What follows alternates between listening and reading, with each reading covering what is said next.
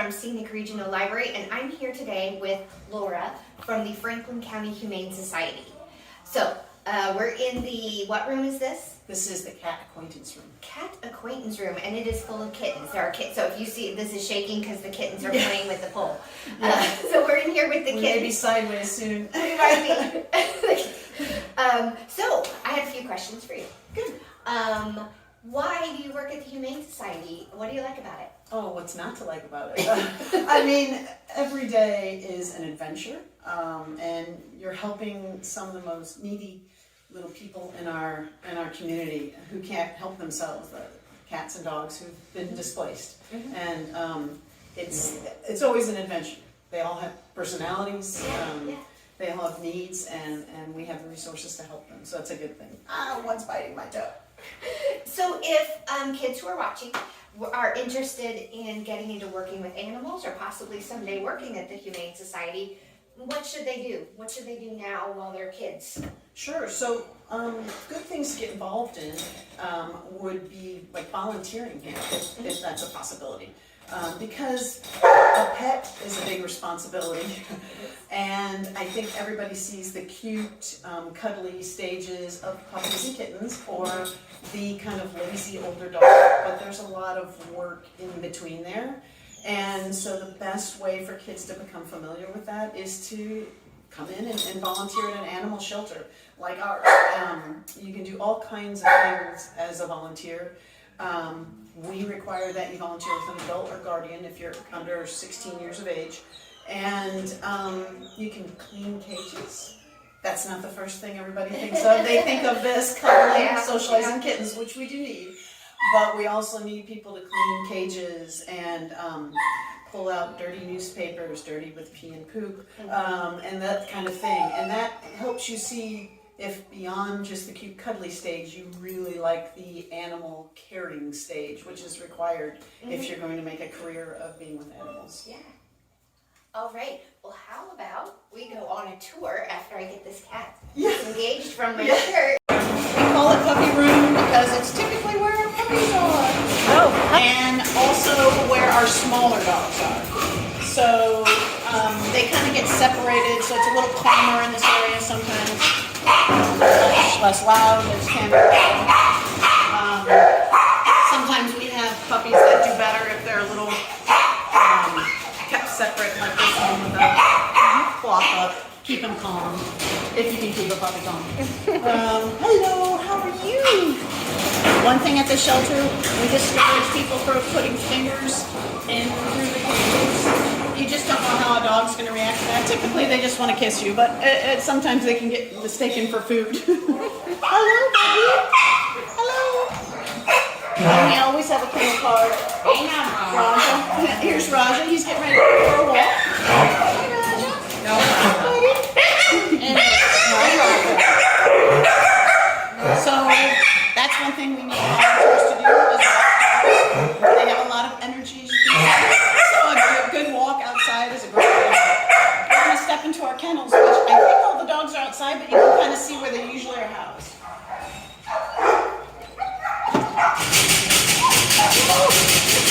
Somebody runs back in. Yeah, so typically they're in this part of the indoor side, but right now they're all turned out so that we can clean inside.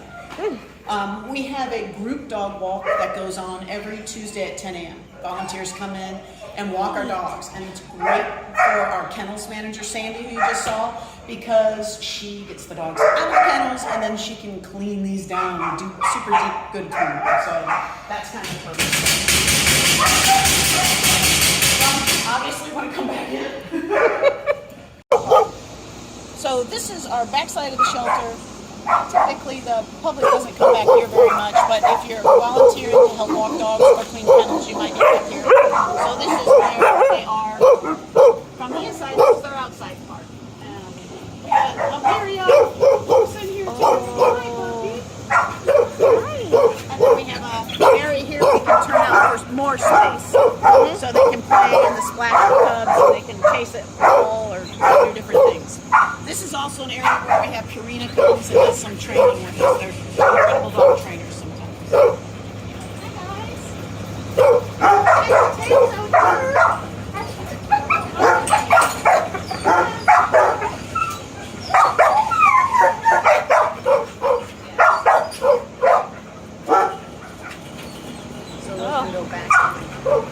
get him over here. Hey, buddy. Okay. Turnout area. Again, so a bigger dog like this guy can get out and really run around and play with toys. And now on the other side. Wow. Bigger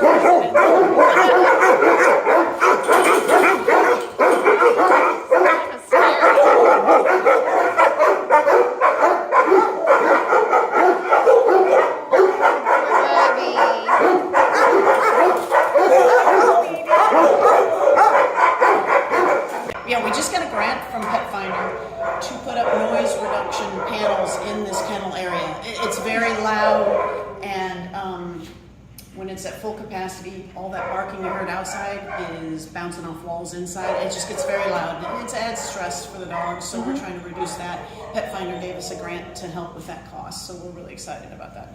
So now that we've had our big tour, Yep, we've seen and all of the kennels and the loud and the outside parts. So you were just telling me about a grant you got from a cat food company to do some improvements with the cats. Yes, so Chiru, they actually make all kinds of different products. The one that we kind of were connected to is actually a kind of appetite stimulator for sick kittens. It's something that's so irresistible, even a sick kitten is interested in eating, which is really important for helping save more kittens. Mm-hmm. And we got a $10,000 grant from them to help enhance our cat enclosures, which we're in right now, one of them. And what it's for, and this is perfect because it's like on cue, is for building more perches so that they have places other than human shoulders to go and climb on around the walls. And so we're doing that in several of our cat areas. And it'll really help us house more cats because we can't really expand. That's a big investment to try to build onto the building, but we can put perches up high on the walls, and that'll let us have more cats in here more comfortably. And they love that, of course. They love to be up. Oh, you're going to jump on me, aren't you? Okay, tell me something that most people wouldn't know about the Humane Society. Something you wouldn't know. Well, something you wouldn't know is probably that we encounter all kinds of different scenarios with why animals come into the shelter. You know, I think people tend to think maybe that they come in because they have bad behavior. You know, somebody's like, I can't have this pet in my house anymore. And that's like really the smallest portion of the reason people have pets come into the shelter. We have a lot of lost pets. And you know, you just always, as a shelter staff person, you're always like, gosh, how did this pet get lost? Because we do our darndest to advertise them out there on social media to make sure we try to reunite them with the owners. And a lot of times that helps. Last year, we had almost 200 pets we reunited with their owners that had come into our shelter. But some of those stories you just don't know. A lot of times health, you know, the pandemic has caused a lot of people's family situation to change, be it that you had to move into housing, maybe you went from a home to an apartment that didn't allow pets. That can be one of the issues. And so you've got wonderful pets by no fault of their own becoming homeless and needy. And so that's kind of one of the unexpected things. I think people don't realize the pets we have are trained pets, ready to come into your house. They're potty trained, they're great manners, they know how to sit and stay if they're a dog, they know how to use litter boxes, they're ready to be your pet. They're not something that has challenges.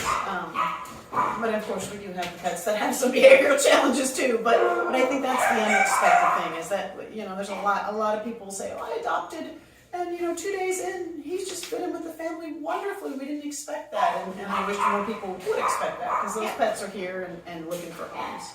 Okay, so tell us what we can do to help. Okay, so we have people helping us out all the time. In fact, we've seen a couple go by dog walking. We need dog walkers. We need people to cuddle with kittens. Really, we do. We have kitten cuddlers. That's what we have.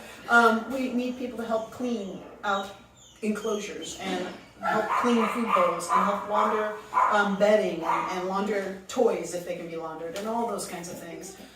What kids can do for us that's really key is sometimes we've had kids do like a lemonade stand. And then donate the profit to us. We love that because you know, they're earning that money and then bringing that to us, and we use it to help pets, and then they get to kind of, you know, meet the pets that they're helping. We love to do collections for things like old towels Bath towels, we use those all the time. Sheets, we need sheets for bedding. Also newspapers, we use a ton of newspapers. We put newspapers at the bottom of crates and enclosures to collect poop and pee. It's easier to clean an enclosure by sliding the newspaper out than other ways. And so newspapers are wonderful. And newspapers are usually easy to gather because people don't know what to do with their old newspapers. So we love to collect those. If you're interested, if you have anyone interested in being a volunteer, they can go to our website, which is fchsmo.org.